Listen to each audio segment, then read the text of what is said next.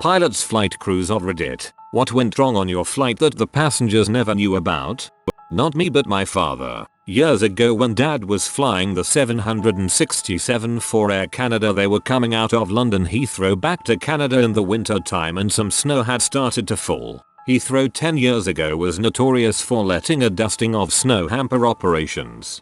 Dad and crew expedited boarding and pre-flight as much as they could and pulled the brakes and pushed back early to get ahead in the queue for takeoff. They couldn't get a taxi clearance right away as a number of aircraft ahead of them had opted to wait for the heaviest of the snow to pass prior to taking off, and the controllers wouldn't move them out of the way.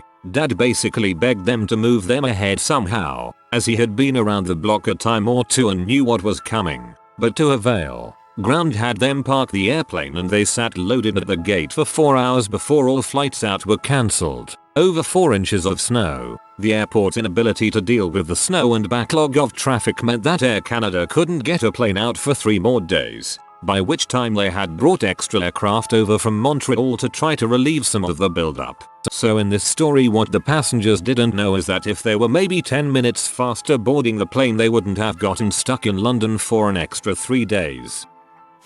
I was asked this question by a passenger while I was experiencing a problem with the rudder brake pedals in the plane I was flying. He basically asked what was the most urgent situation I had encountered while in flight. Little did he know that it was happening in real time at that moment. I had called the tower of my destination airport to report my position and request landing. As I'm going through my checklist, I positioned my feet on the rudder pedals to have authority over the toe brakes to slow the aircraft after landing. As I moved my foot on the right pedal, it sort of flopped forward. What does this mean? A couple potential problems, especially while on approach for landing. With the pedal flopped forward, it meant the top of the pedal would be pushed into the firewall and severely limit right rudder control. Not having bilateral brake control greatly increases the likelihood of a ground loop, or spinning out of control and flipping the plane over or off the runway. I narrated the problem to my passenger as I acted out the physical inspection to try to solve the problem. I reached down with my hand and flipped the pedal back up so that it was at least in the right position. Apparently the linkage for the right brake had become disconnected. I knew that if I put the plane on the numbers, I had almost 5,000 feet to roll out and clear the runway for the next aircraft. I made an uneventful landing and just rolled and rolled with light left brake and some counter steering to keep the plane under control while it naturally slowed. The controller asked me to expedite clearing the runway and I replied that I would, but I still rolled until I could just steer naturally off the runway. The passenger had no idea that I was encountering my first significant mechanical failure. I was just over 100 hours of flight time and working at a flight school as a dispatcher and front office person on Sundays. My passenger was someone that one of our clients had dropped off at another airport and was unable to pick him up. I told the guy I'd come get him after my shift if he'd cover half the rate of the plane of my choice. I was extremely familiar with the aircraft I chose, but a cotter key failed and allowed the brake linkage to disconnect. Everyone lived.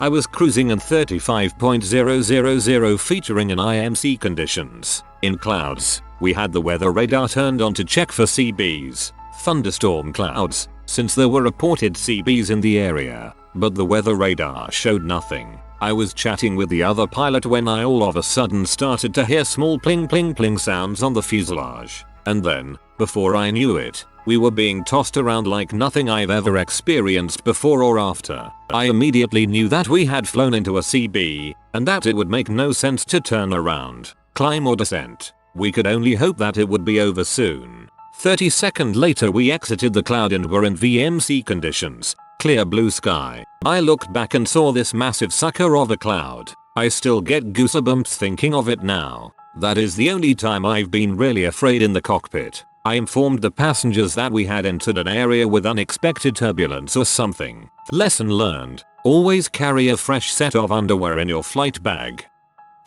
I wasn't carrying a passenger, but I think it's a relevant story. I was 19. And had bagged myself a flying scholarship from the RAF. They basically paid for me to go to a civilian flying school for a month and learn how to fly. So, I was out on my first solo cross-country flight, and about 20 miles in, was just about to make my turn that would take me over the Pennines, a long range of hills that form the spine of the UK. and being a diligent pilot was constantly checking my instruments. All of a sudden my oil pressure gauge just dropped to 0, and I quite rightly got a bit worried. I immediately turned around and made my way back to the airport, whilst picking out fields where I could make an emergency landing should my engine suddenly stop. I made it back safely, taxied back to the flying school hangar, and shut down. I immediately reported the fault, to be told, oh yeah, it does that sometimes. I'm sure you can imagine how unimpressed I was. Wife was flight crew for a major US airline. They were flying Atlanta to Amsterdam. Their aircraft had just arrived from Mumbai and it was no exaggeration infested, filled with mosquitoes. Don't ask how because I don't know, but they were everywhere. Worse yet, the airline requires flight crew to take a drug called Malaria when flying to Mumbai due to the risk of contracting malaria. Since this was an Amsterdam flight, none of the flight crew was on the drug despite the mosquitoes very possibly originating from Mumbai. They opened the doors to try to clear most of the insects before passengers boarded. They also called crew scheduling to try to get the flight cancelled or the aircraft switched out. Their request was denied and the flight carried on normally, with the flight crew being furious. Wife also contacted the CDC, who requested more information. Apparently the airline intervened and advised she wasn't allowed to file a report. This was years ago and wife never got sick despite her and several crew getting bitten. The odds of contracting anything are probably infinitesimally low, but still it was the principle. I have to imagine that there was a large payout to prevent her from filing that report because that goes against whistleblower laws.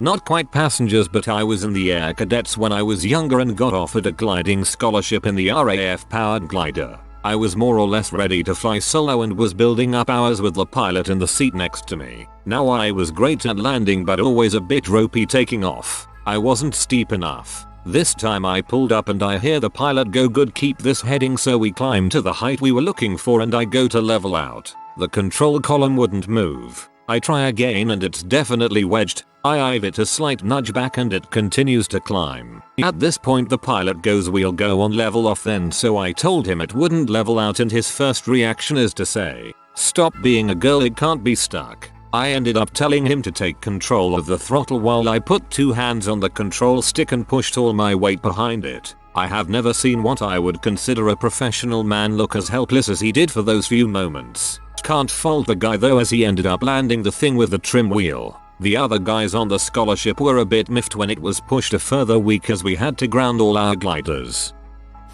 We were flying a westwind eye into a small airport in LA and had to shoot a NDB approach, which is basically flying along an AM radio beam. We had just purchased a handheld GPS and the co-pilot was playing with it while I was flying the approach, and our cockpit instruments said I was exactly where I needed to be. The other pilot said the GPS must be a piece of S and percent, because it said we were a mile or more right. Of course, we double checked our instruments and they were dead on. Stupid GPS. We broke out below the cloud, seems like about 600 feet AGL, and the airport is about a mile off to our left. Power up, go around, and a nearby military base talked us down with a radar ASR approach. We got out of the airplane and one of the passengers started talking to one of the people who met us about our adventure, and somehow it came out that the guys had been talking on the cell phones during our first approach. I went more ballistic than a corporate pilot should and gave him a lecture, and let him know that he put us in a place with antennas that were twice as tall as we were high, and that if we were in the mountains we would have been dead. Of course he said he thought no cell phones was just a sire thing for the airlines. We powered up the instruments and had him watch the needles while we made a call from where he was sitting, right below the antenna for the NDB, and the needles pulled 10 degrees or so when the phone was in use. Not quite an almost gone wrong story, but when I was 17 I did some work experience with my uncle. He is an aircraft engineer in the Channel Islands. He met me in Southampton and immediately we had some jobs to do and he let me get stuck in straight away. The planes they used to fly in and out of the Channel Islands were these noisy tin can cylinder planes. 3 propeller engines, 1 on each wing and 1 on the tail, and my uncle was getting me to replace spark plugs, check bolts and body panels etc. Just small jobs. Anyway, once we were done he just says, "Jump in, I hope you did a good job because we're flying to Guernsey and this really enforced the importance of scrutiny and precision in a job like this." crap me up a bit anyway. These Trillander are sketchy enough, let alone knowing that at any moment a freaking door could fly off because I missed a nut or something. Probably wasn't worth getting concerned over, but for my first flight and these things on my first day I was bum clenching for the whole journey. The passengers knew about it, but I don't think they knew how bad it really was. I was a crew chief on an S-92 heli and we were evacuating some oil rigs of all non-essentials prior to a storm. It wasn't a hurricane, but they waited way too late to make the call. We ended up flying through some pretty rough weather all day, but it wasn't anything I hadn't experienced before. It was usually about a 3-hour round trip, so I always had a book to read and all the passengers usually took a nap. And because of my position in the aircraft I can't see anything forward. My view is strictly 3 to 8 o'clock. The pilot told me one of the cells were closing in around us and we couldn't go around and that it was going to get bumpy. I didn't think anything of it and continued reading. Normally when we flew through clouds it was still bright and, well, cloudy, like a thick fog. This time it got dark, like thunderstorm dark. It started off with just a few shudders and a couple of big drops that would float you in your seat, and then we got hit with a wind shear. My head got slammed into the cabin wall and then the aircraft pitched down and rolled left all at once as we pretty much fell from the sky. The co-pilot had controls when this happened, so he's yelling repeatedly over comms. She's trying to nose over everyone that was asleep was now awake with a death grip on the seat in front of them, wide-eyed, and staring at me. All I could think was, don't look at me. I'm freaking out too. We lost a good chunk of altitude, but we recovered and everything eased back into familiar territory. I'll never forget the violence and abuse that school bus with wings took that day. It took it like a champ, but I sure as heck didn't want to put it to the test ever again. I had a medical emergency about a year or so back. Sorry for the wall of text, but it was hilarious. We were up in the air somewhere between Asia and Europe, anchor refer, about 8-9 hours in when $purser comes in looking a little worried while also trying not to laugh. Apparently an elderly male passenger, in his 60s, was feeling rather uncomfortable because he hadn't been able to pee ever since we took off. We paged for any medical personnel on board, but knowing my luck, there was only an elderly German nurse who refused to see him because she is only comfortable treating women. So we started planning and briefing for a diversion while the cabin crew went to do their thing, in case his bladder decided to pop or something. Hey, we're no doctors. She comes back with more information and we call our telemedical service provider up over Satcom, satellite phone. This guy with a thick New York accent picks up and we let him know what's going on, etc. It's been a while, but this is roughly what was said over the radio. $purser. Male patient age blah blah blah has been unable to pee for the last 9 hours or so etc. $doc. Do you have a urinary catheter kit on board? $purser. Yep. $doc. Is there anyone qualified and willing to use it on him? $purser. No. $doc. Is he willing to use it on himself? $purser. Very. $doc. Well, tell him to shove it in there then. $purser and $pilots, laughing uncontrollably. If I was drinking something at the time it'd have been all over the windshield. What?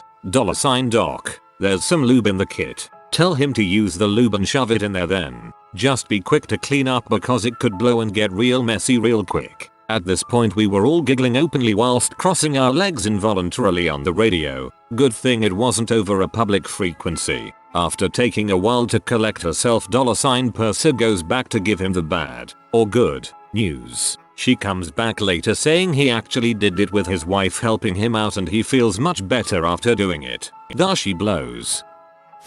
In PNG, as an aviation curious pax, flying out of Port Jermaine to Mount Hagen. We then used MIL-Me-8s for the bulk of transfers from site to Hagen. Crew of 4, C, FO, engineer and a low-D radio operator, all Russian, never happy looking campers at the best of times. I'm sitting 2 rows back from the front. They pre-flight, get both turbines spooled up and we lumber off and begin the usual brief fall down slope from the helipads. Always a fun part of the flight. Looking forwards into the cockpit, and the moment we begin the run downhill, the C and FO start jabbering at each other, loud enough to be heard over the din that a Me-8 makes, and pointing repeatedly at something on the dash. Looks as though the FO wants to go back, the capt wants to go on, and they're not really that focused on what we're currently doing. which is a long swoop down the mountain, and while the trees are still a long way off, they are getting bigger real quickly. The engineer, sitting behind and between them, puts his hands on both their shoulders, leans right over the top of them and smashes the offending area of the dash with a beefy fist. Apparently this was the magic sauce. The engineer sits back, the two guys in front give a little cheer, give him thumbs up, smiles and ever so gently pull us out of what had turned into a, to the eyes of a passenger, anyways, pretty energetic dive by that point. I look around behind me and there are a lot of wide eyes staring back at me, faces frozen. Tense flight, that one.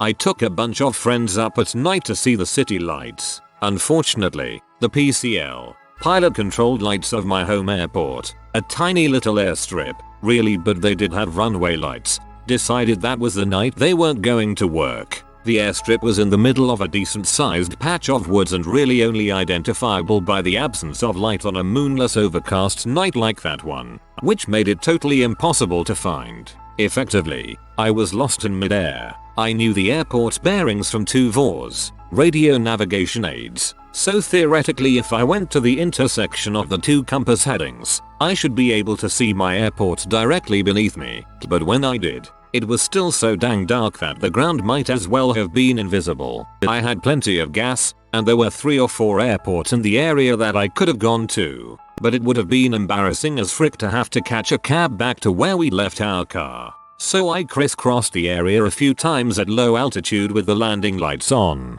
To eliminate all glare, I turned off all the interior lights, leaving my passengers in the dark without explanation. Finally, I caught just the barest glimpse of the runway and took a mental picture of the setup. I flew an abbreviated landing pattern and lined up for final. The landing lights showed me as being slightly off, so I slid left every so little and then set her down nice and easy. I turned to look at my friends. They were as white as sheets. To them, it had been so completely dark that they didn't know whether they were 10 feet or 1,000 feet above the ground. They had no idea why I'd turned off all the lights and pulled power from the engine, and the bump of landing came as a total surprise. I laughed it off and said that I'd gotten lots of practice landing at airports with no lights back when I used to run drugs across the Mexican border. For the longest time, I think they actually believed me.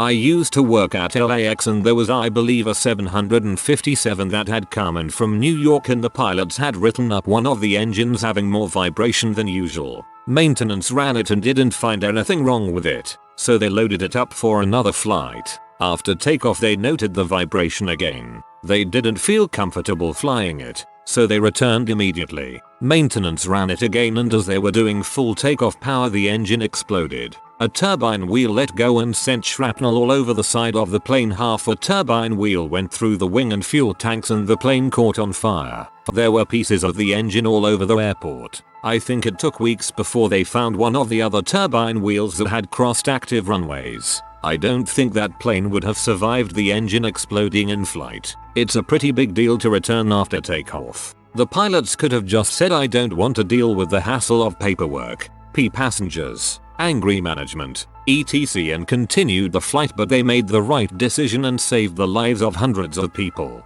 I tried to find a news story about it and there was this tiny blurb in the local news and a quote from the airline saying something to the effect of, there was an engine fire during a maintenance run and we will repair the plane and have it back in service. Yeah, right. They scrapped that burned out hulk where it lay.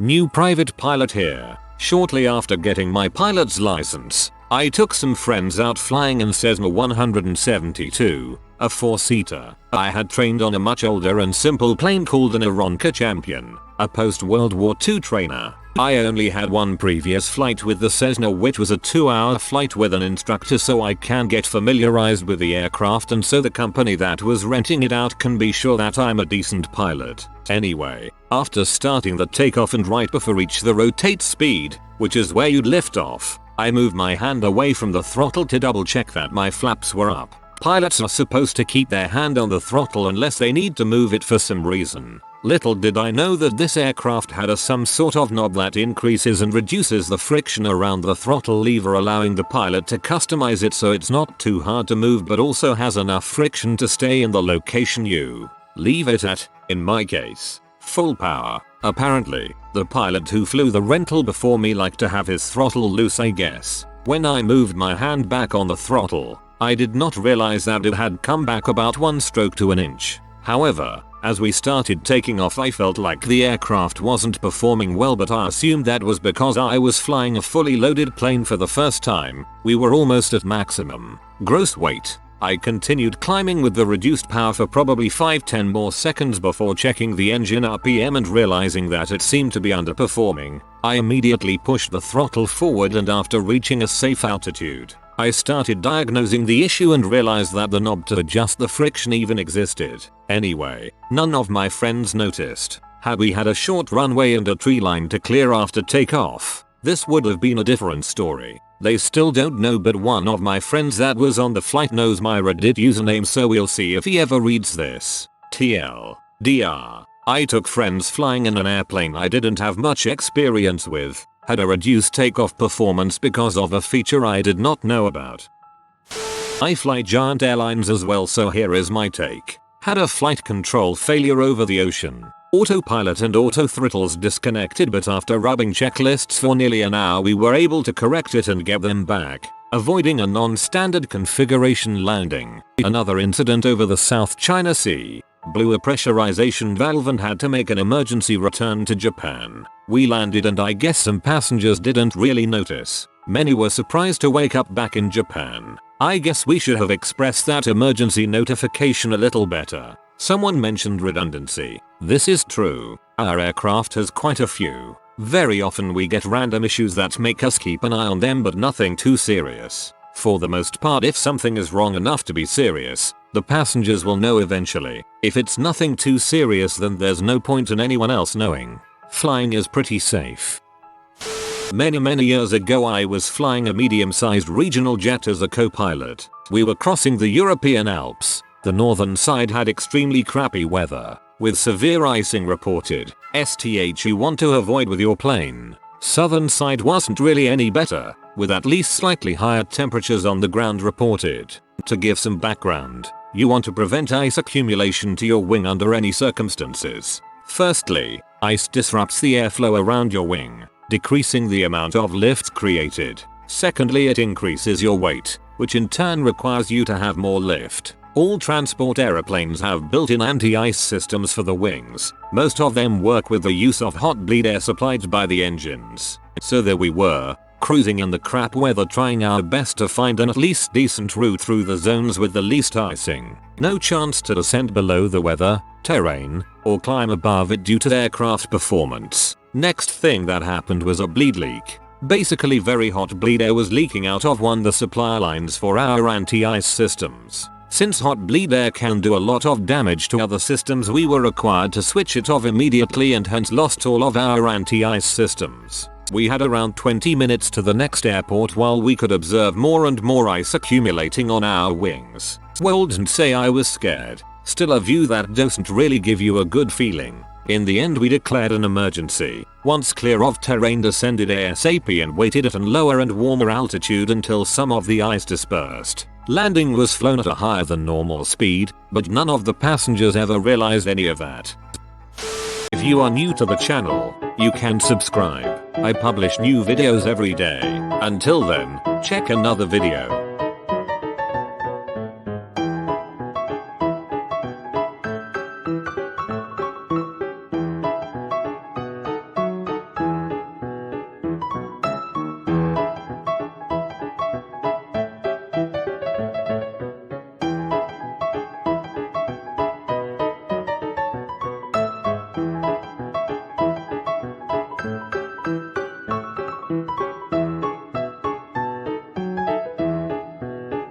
Bye for now.